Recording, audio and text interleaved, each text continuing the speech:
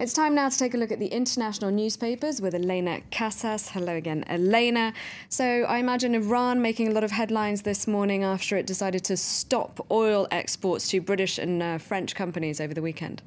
Well, yes, you'd be right about that. The US push to try and stop Israel from attacking Iran. That's the Guardian's headline. Now, the official line on the surface, the paper says, as was said in an interview to them by the US Joint Chiefs of Staff head, General Martin Dempsey, yesterday, is that the US and Israel are having what he called a candid, collaborative conversation about whether or not they should attack Iran. But the reality, according to the newspaper at least, is that the US is increasingly losing the power to have any influence over whether Israel decides to attack Iran or not.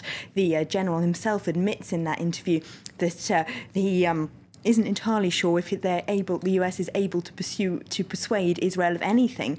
And the paper says that within the US administration, they are, if you like, simultaneously building up the tension between Israel and Iran and flying off to Jerusalem to try and dissuade Ehud Barak and Benjamin Netanyahu from dropping a bomb. So, in other words, the US policy is completely schizophrenic over this, the Guardian says, and they actually risk sort of moving into a war without anyone necessarily wanting it. Their cartoon rather laughs at how much ability the West actually has to control what Israel decides to do. It shows the British Foreign Affairs Minister William Hague, who yesterday said that Israel should not attack Iran, should leave time for sanctions to work, in a kind of exploding bomb behind him with the headline "Big Bang" or "Hot Air." The implication being, of course, that everything that the West is saying about Iran to Israel is essentially hot air. There's not much they can really do to stop them if they were to attack them. And in that editorial, the Guardian says that Barack Obama really needs to change policy, because the current line can only lead to a war, if you like, that nobody necessarily wants. But because tension is rising so much on both sides, they reckon the only alternative course of action would be to allow Iran to pursue a civilian nuclear policy, and then maybe that way create a space for negotiation. Now, in the US, the Republican primary race is hotting up in Michigan. Mitt Romney not doing very well, though.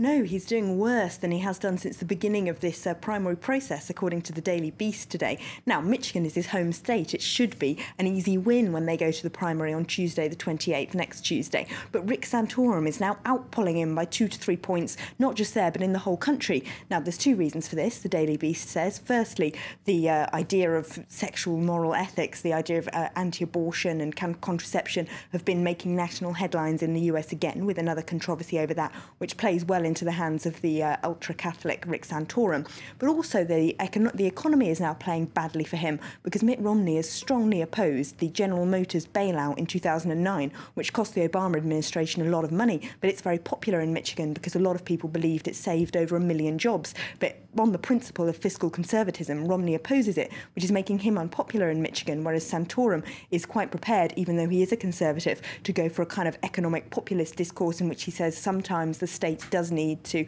help poor people out. The Washington Post also is having a look at just how religious this campaign is becoming. They say as Santorum rises and rises, his discourse isn't just, as presidents have said in the past, talking about how much he believes in God and how that motivates his decisions. He's actually sort of getting involved in theological debates with the other candidates, which can only lead, they say in the Washington Post, in a sectarian kind of direction, because it's bound to start alienating other Christian groups who oppose his specific views. Speaking of religion, the Vatican has been hit by a fresh scandal.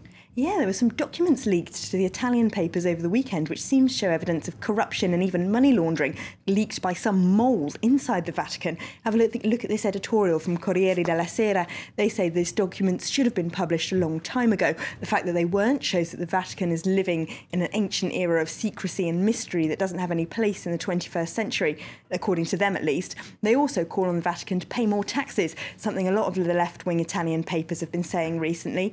And there's also a piece in The Guardian looking at Mario Monti's new tax inspectors cracking down on Italy's wealthiest. They say apparently they've been on skis in Italy's most expensive resorts, at the Carnival in Viareggio, and at the most expensive nightclubs in Milan, trying to crack down on people paying for things in cash and thus getting discounts, a practice by which the rich, according to that paper, managed to get 120 billion euros out of the Italian state in unpaid taxes last year. This isn't going down well with everyone, though. They do bump into one of Berlusconi's former MPs on the slopes in an expensive Italian ski resort, who says she's not happy about Mario Monti's taxmen trying to show their muscles.